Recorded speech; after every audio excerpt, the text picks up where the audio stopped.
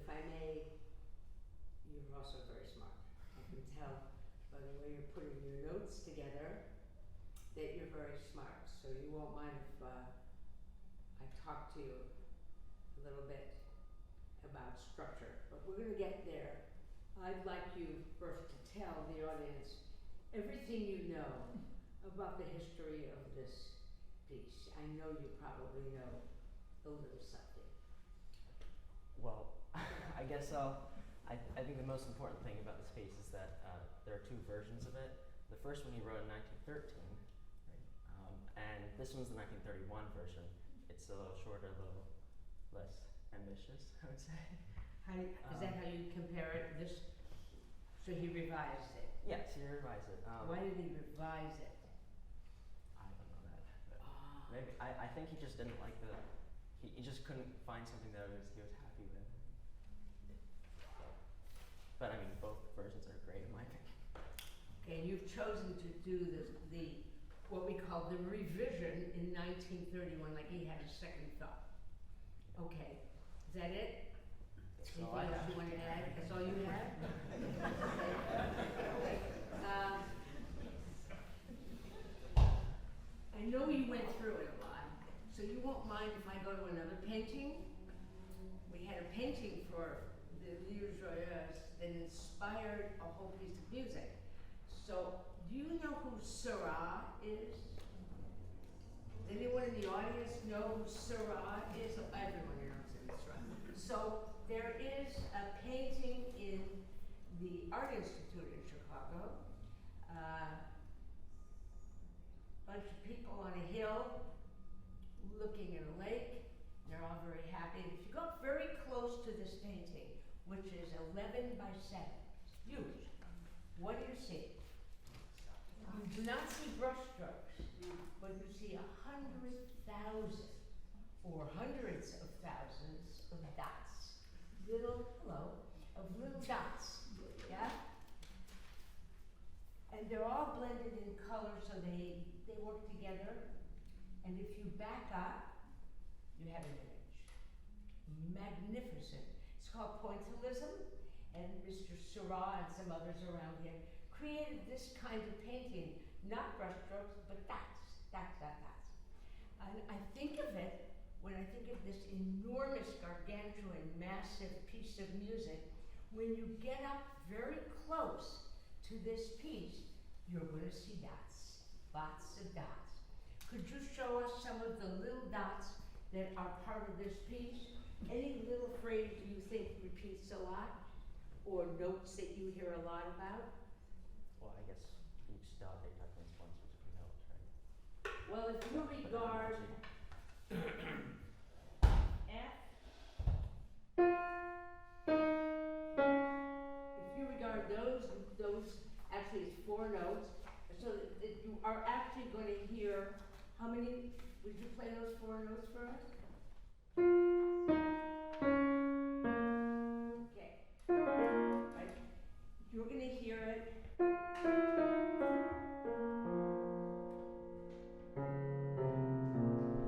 Everywhere, and maybe every bar you'll hear the F, the E flat, the D flat, and the B flat playing out like dots in a score, and yet when you back up, he has put together something that sounds huge, right?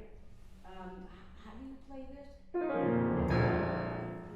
You do the right hand. Can I have more of a lion's paw come down on just for the fun of it, and then we'll go back to the piece. I thought it was nice when you did, but what about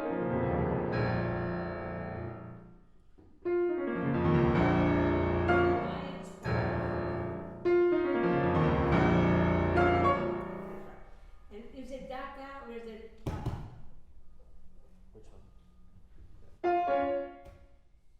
Oh. That feels a little in control. Baba, a little more like that. Anyway, what we want to tell the audience and the people around us is that little piece of musical material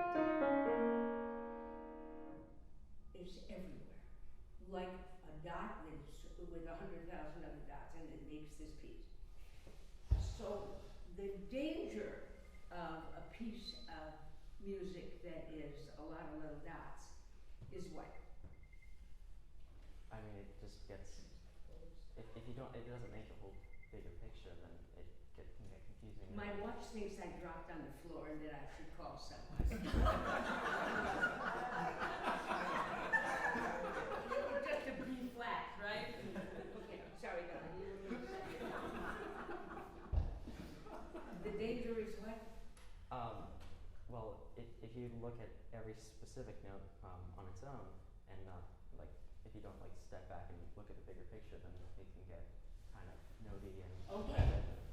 So what's the big picture in the beginning? What would you say is the first paragraph of this piece? If the big picture would be a paragraph. Some sort of Where are you going? You're starting on B flat. And you have a B flat minor chord. Where you go? Where is the paragraph? that's nice.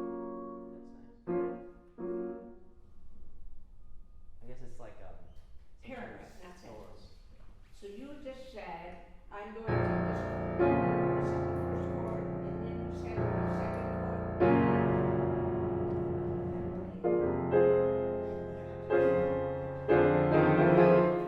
So it's not the second chord, sweetheart. I'm asking for the paragraph. It's just, and then Ah, I would say that's probably the climax. But obviously after that it's this, right? So. oh, thank you. So once I get this very good mind going, you gave me the right answer. So that means the first idea is about 23 bars long. What's going on in the middle are very nice little things.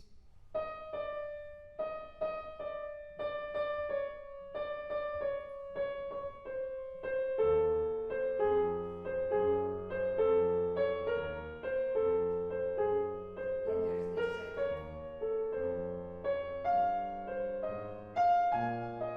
and then there's this one.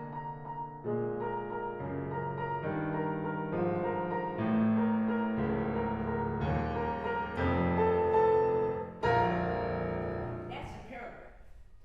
So we have to be careful when we're looking at dots that possibly we will get too distracted by the dots. Or this dot, it's very pretty. I'm sorry, that was an A act.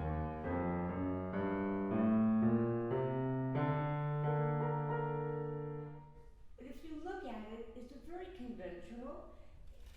From the very beginning, the first chord was the second 4 bars later. If you look, I'm just going to play a B flat minor.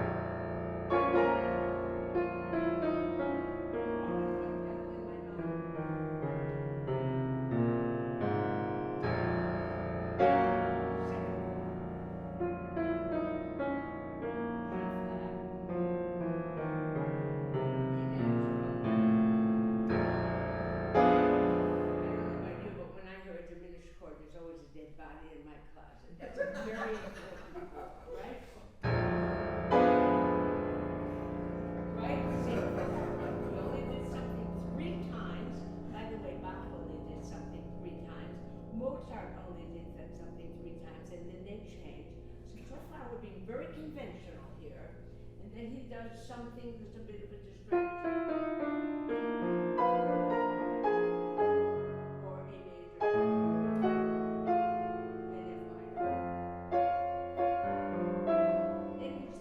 major. So for the next 8 bars, he's going to just fool around, honey. And it's going to be chromatic stuff.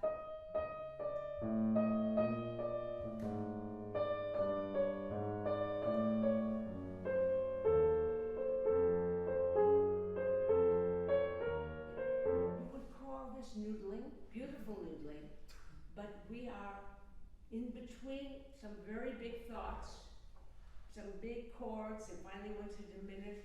now in some kind of crazy place where he's just wandering around, and he wanders very well chromatically. So that's what he does when he's lost. Rachmaninoff sends up a sign, I'm lost, and he is beautifully lost. It's always chromatic. And then he gets to B flat. Very standard behavior. When you get to one chord and you keep it, it's called what? Pedal point. And that means I'm very stubborn. I don't care what harmony you play. I'm going to keep a B flat.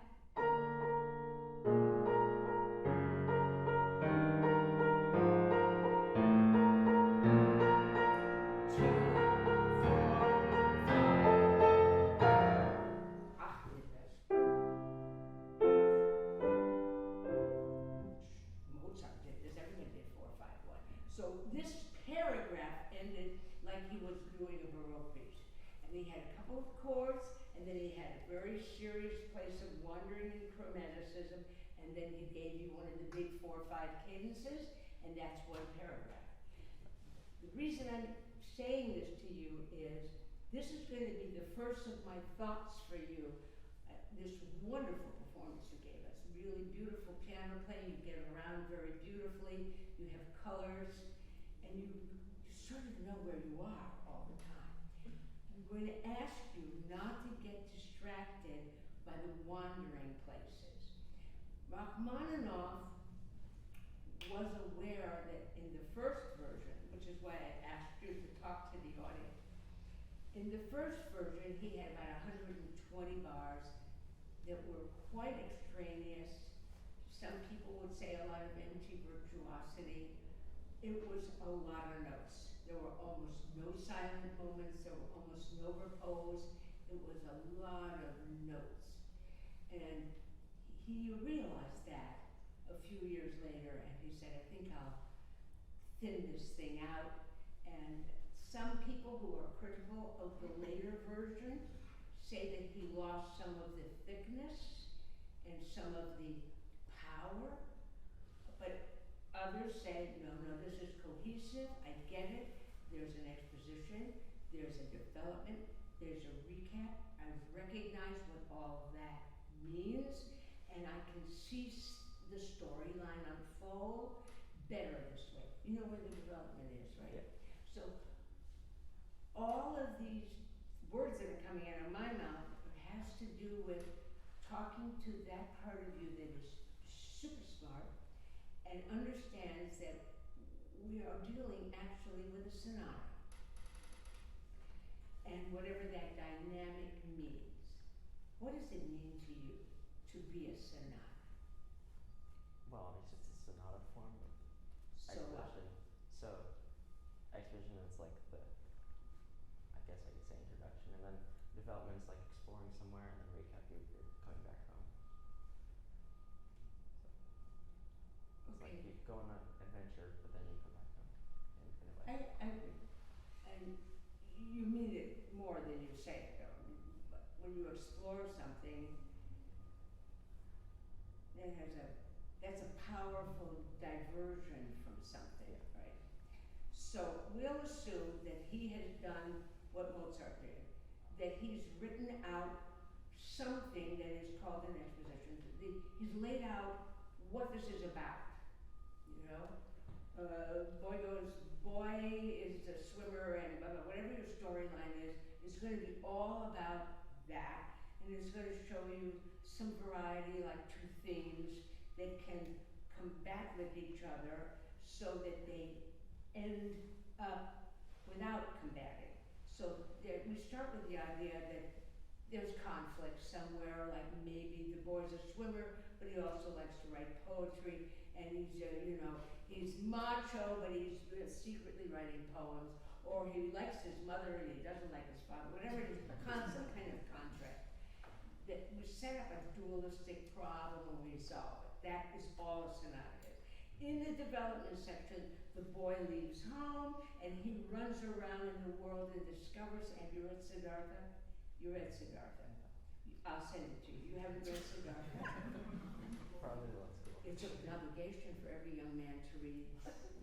It's by Hermann Hesse, a German. It's this thick. You'll read it in one night, and it's the story of a boy finding himself. Siddhartha is a requirement. You haven't read it. All right, so this is the development section, is Siddhartha. You say experiment, like it wasn't much, but it's the whole story. Is that you take what you know and you go out into the world and you experiment with it. So your mother taught you to always eat good things at breakfast, so you're gonna take all that food and try it. She said eat protein at breakfast, right? So you tried an egg in China, and you tried a steak in France. There's a variant of what you know. That's the same thing in the development section, in which you're using what you know, but you're trying to expand it, right? And then you go home. That's called the recapitulation. And you go home a different man. You're not the kid who set out. You're the different kid. And so the arrival at home is apparently going to resolve this problem of he likes to swim, but he also likes poetry. So there are things that the composer does that makes you feel like, I resolved all my conflicts. And it's probably the climax of the piece. Usually the arrival of home is a wiser person. And of course, what is the chord when you arrive in the recap here? B flat. Which one? What do you mean? Okay. 897.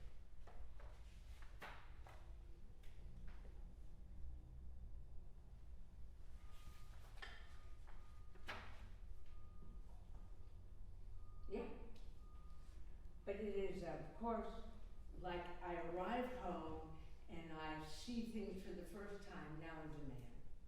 And there's something fantastically wow about arriving home. So he's done it. He's got an exposition, a development, and a recap. Where's the recap? Where does the development section start? Well, I mean, it's not like a. It's not clear? It's not too clear, but I think it's probably. Tell me right where around you here. decided. Right now. Right here. Could be there, yeah. Or a couple measures before that. Well, 58, 58? 54. I guess 58 would make sense too. And what are those notes? Same thing from before, but Except that they're a little lower. yeah, they're chromatic and they're descending, and they also comprise a third, which you hear. So this piece is put together with the engineering skill of Bach. It is amazingly organized. What's another thing he does that is Bachian? Well, let's start with the development section. Look at that bar. Yeah. The canon. Canon.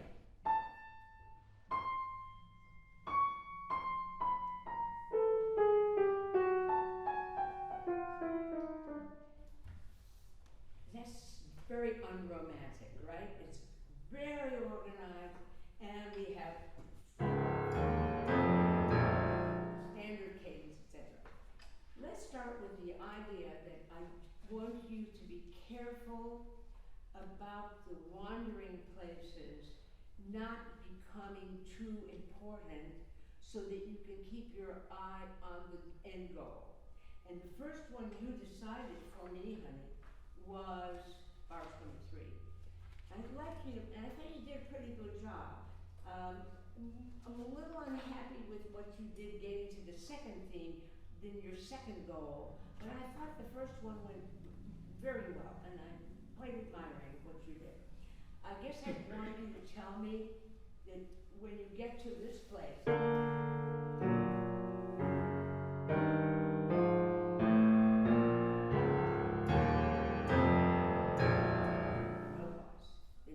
just do it.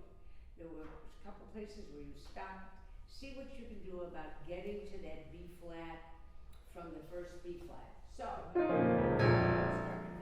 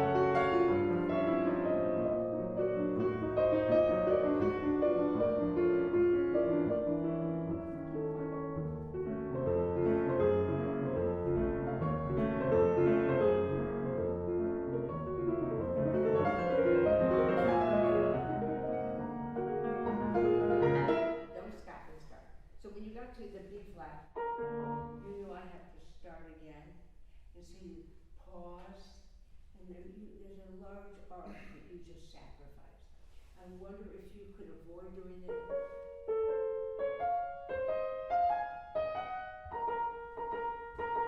Now, let's start again. The arc is, you got me halfway through my arc and then you pause.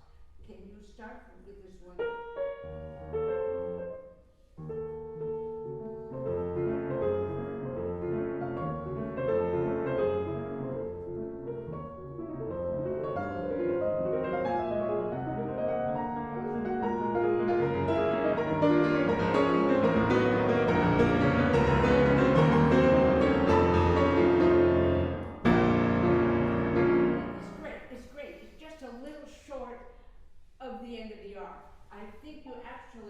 Broaden to the 5 chord, and then, but you stop short of the arc. I think it's after you play it that you are going to have your pause, but you broaden too much between 4 and 5.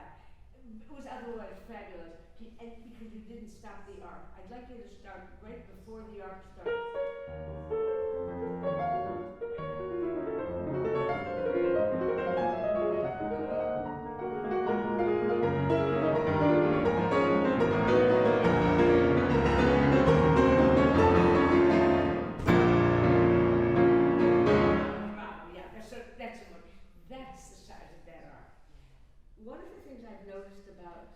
Crescendo and decrescendo is that most people start too soon on the crescendo and start too soon on the decrescendo. And then they sort of run out of gas, whatever they're thinking. So your crescendo doesn't mean, I better do it now, because then that's why you pause, because you ran out of gas by the 5 chord, didn't you? Yeah. Pace it a little better, it was really wonderful. Could you play the whole paragraph for us now from the very beginning?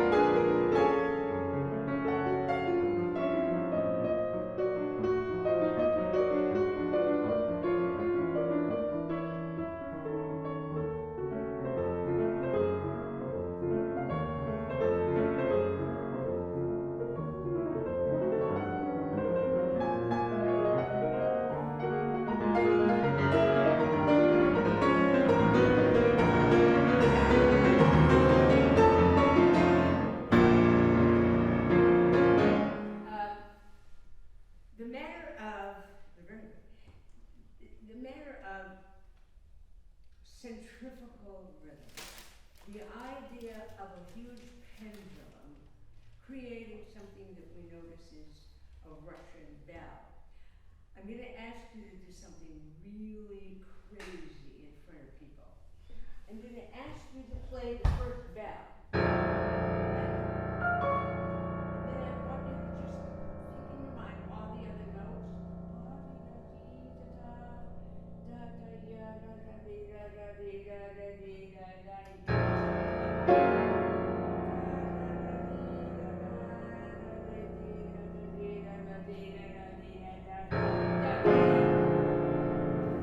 Don't play them, but travel along an unbearably big pendulum that swings so huge that it takes 4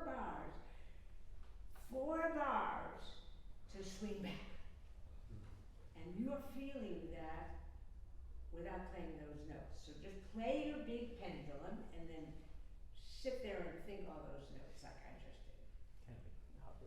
So you're going to play, whatever you want to do.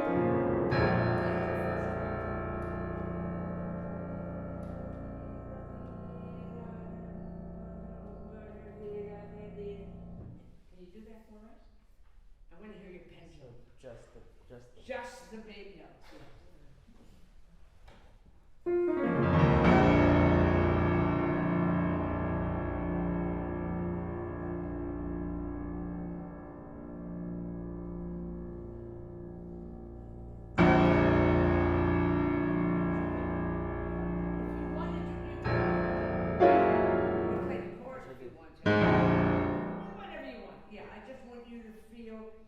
act of this rhythm that is just not on your metronome, sweetie. Right? This is so big, it's a swinging pendulum. And you are so smart that you're going to be able to count all during the 4 bars so that you are tracking that pendulum. Now you're just not going to play the notes, but give it a shot.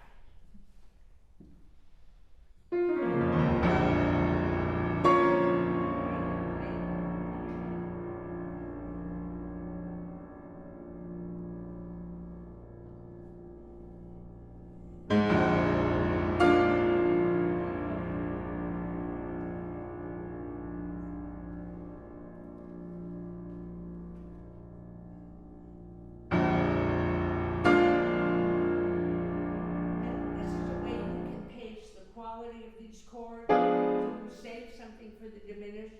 You didn't give it all away on the first one.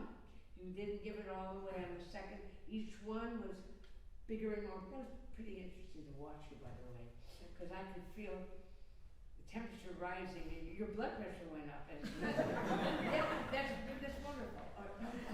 Just this time with the music. Play the notes, but stay up here in your head so that you remember where you are on the pendulum. This is part of the pendulum.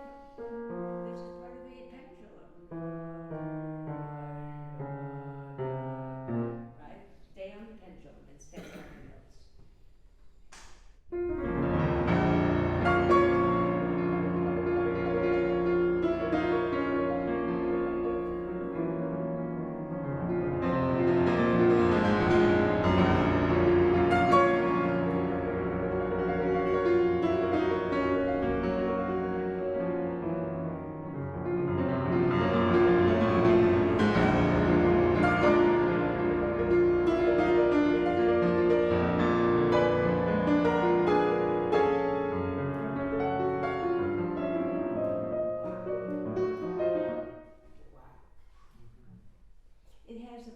It's more massive.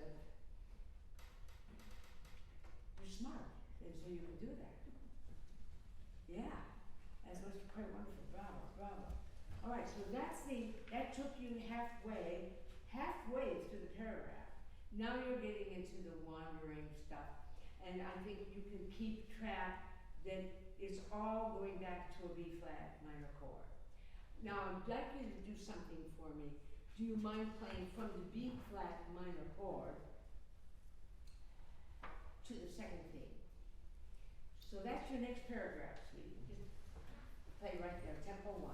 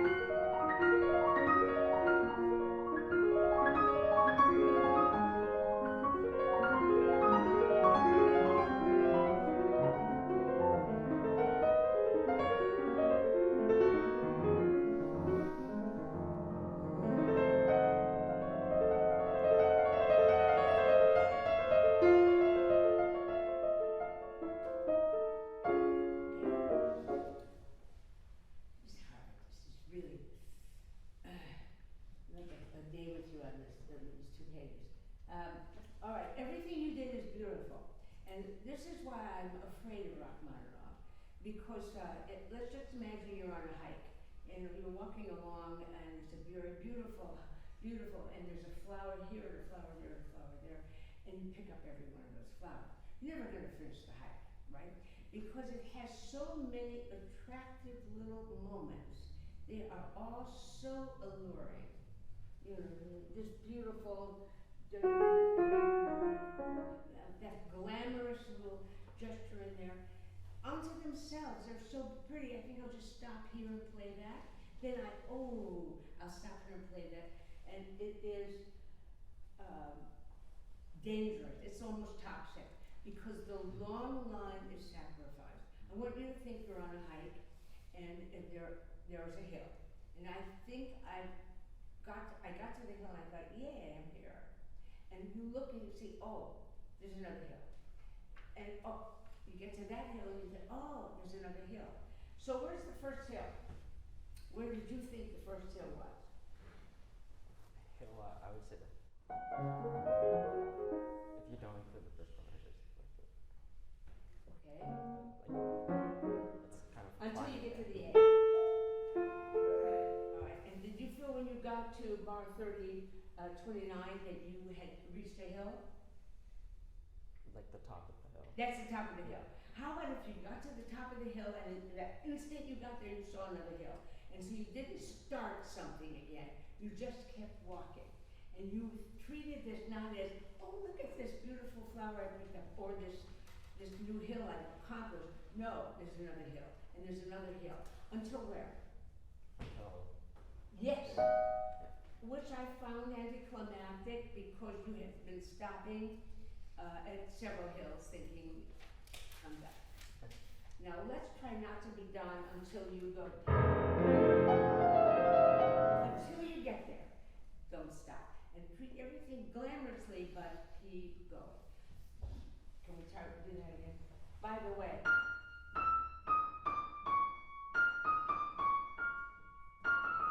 there it is, all your notes. It's all descending thirds and it's all that four-note line. Yes. Okay, from, what is it, 23, honey, all the way, you don't get to stop now until 30-something, 5.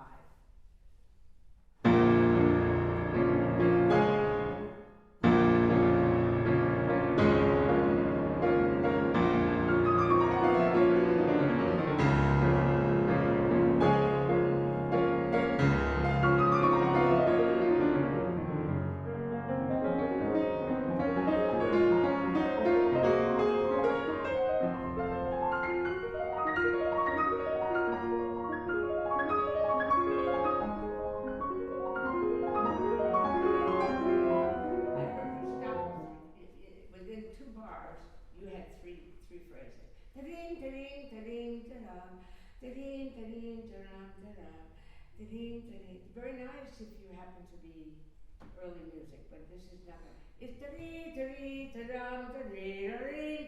just keep it going. That was glorious, but a little choppy. Yeah? Very nice. Can we start?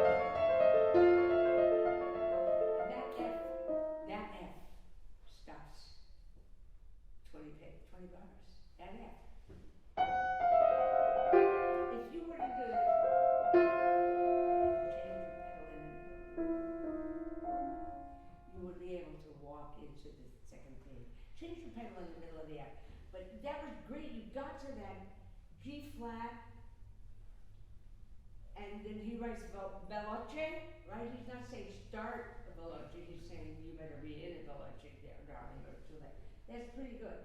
Most people see P and F as indications of some kind of tempo change in this piece, and it's not. You're going to get to this, you're just going to be glamorous at piano, but you're not going to change your tempo. I liked it. Do you think you could do that one more time for us? And I liked that when you got to 29, you kept going soft but moving, and it took you a while to stop this piece, and it took the middle of the F.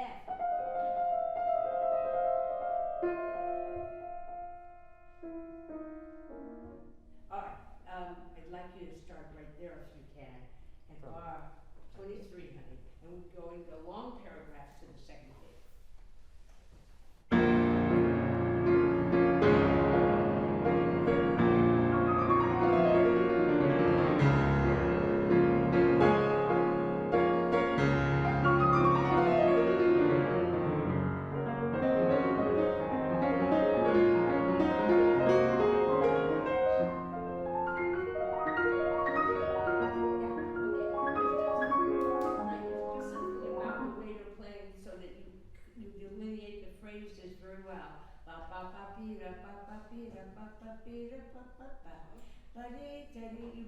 almost too much. So I would love to be ravished here by the fact that you just keep going. Right hand, you're too loud.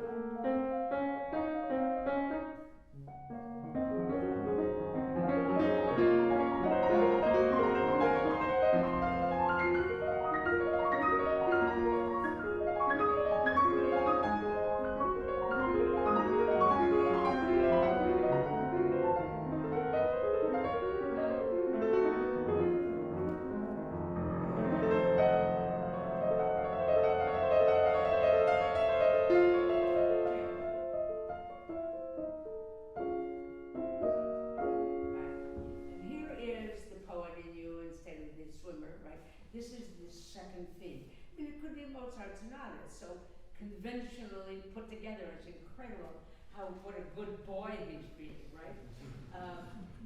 And then this is almost a prayer. It sounds religious.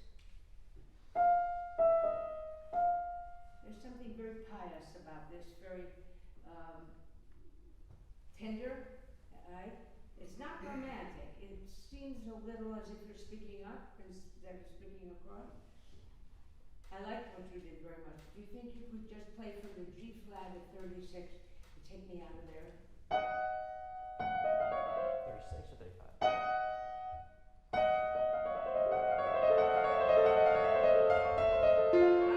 Don't prepare for me. No, I don't want you to prepare for me. Interrupt me. Interrupt.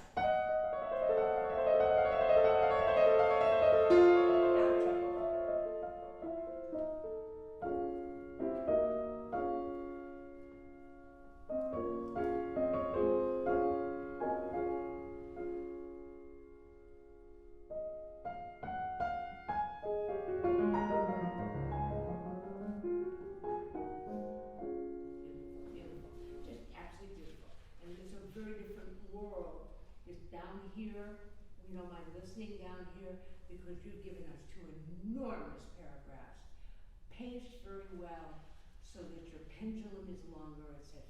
Could you just start the development section? Remember, this is when the kid leaves home and he's going to try protein, and he's going to be Siddhartha, he's going to travel, and he's going to experiment, you said. So he's going to do things in canon, and he's going to be, how shall I say, weird. Can you be weird? So let's try to do that.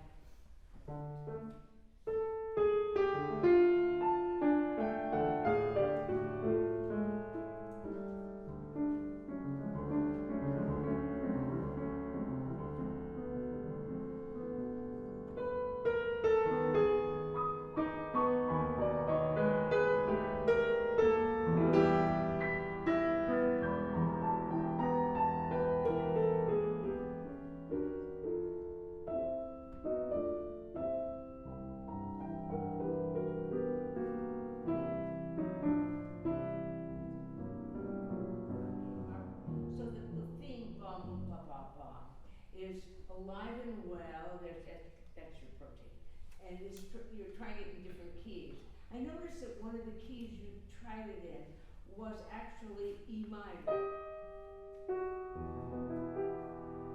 And you thought E minor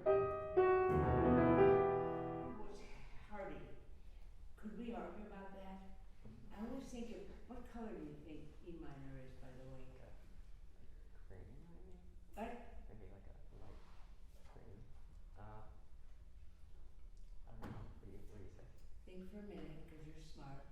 What color is that color? Does that sound? I mean, is there a right answer? Well, let me show you how smart you are. Is that bright green? Sure. What? Bright. That's like bright blue, like teal. Gray. Pale blue. Something pale, I guess. Yeah.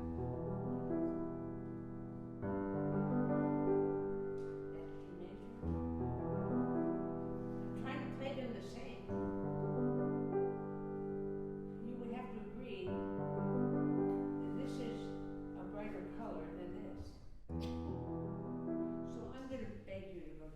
fortissimo on that E minor. But I like this. Could we go from this? I guess we're gonna have to stop. But we're in the development section, and this is where you get to do your weird stuff. Could we go to the very end though? And based on my observations, my two suggestions for you is your approach to the recapitulation, which I believe needs to be paced without harming a large arc. You've got to get to that big B flat minor chord. And what I experienced is that once you started at 89, you sort of stopped and started a lot and made a big deal out of each event. There is no big deal out of each event. They're all going to the last two bars, which is, I guess, 95, 96. Those, save it up, sweetie, give it to it. So could you start at 80, blah, blah, blah, 9?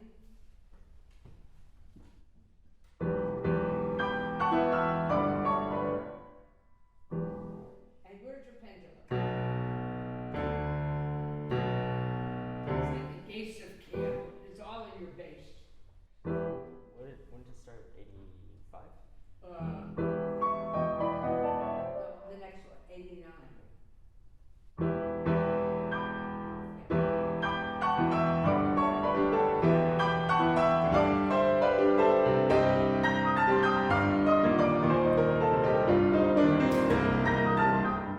Play your left hand.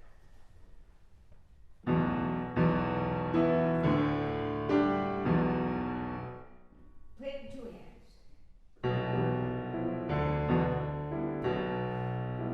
Get it?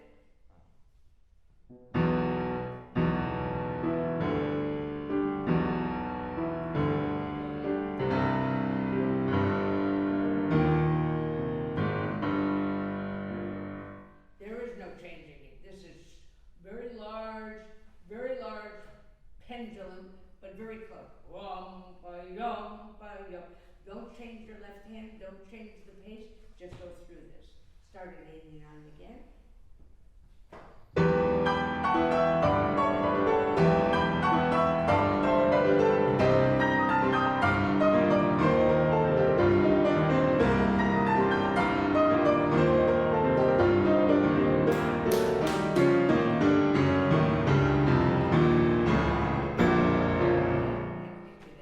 I think you were doing so much rubato before then, so when you got to the last two bars, it was a little anticlimactic. And now, just because we have to hear you end this piece, I'm going through the same problem as you approach the end, which, by the way, does this, which is an incredible experience for something so big. You have minimoso at bar 123 in soft, and then you have a poco accelerando, and then it says a tempo. But the poco accelerando took you to a place, right? 2 bars, to a place called a tempo. From that moment on, even if you have to get soft, imagine yourself to be water. You've gone from big water to small water, down a drain. There's no time you stop. Water doesn't stop. So at no point are you going to retard. No point. You're just going to walk out of this piece until you play that minimoso. Can you do that for us? Could you start at poco accelerando, bar 125?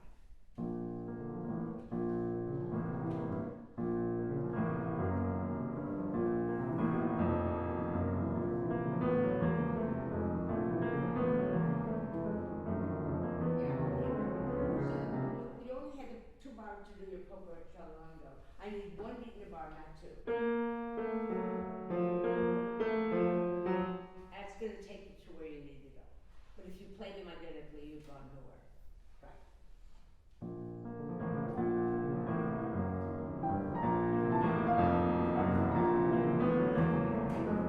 Stay there and stay where. Try again.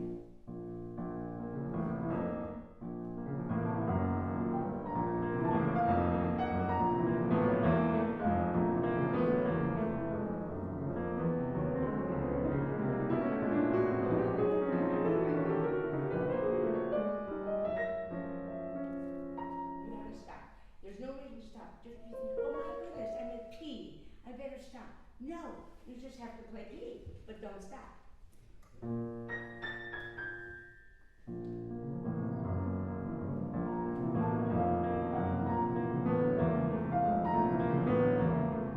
the way, this is your pedal point.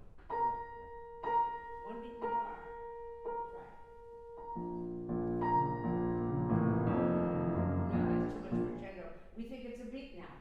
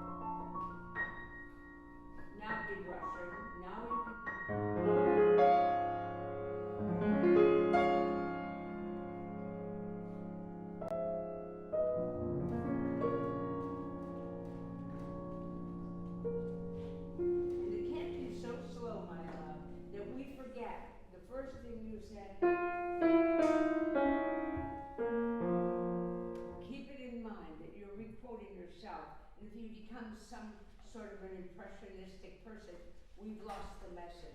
Beautiful, but I'd like you to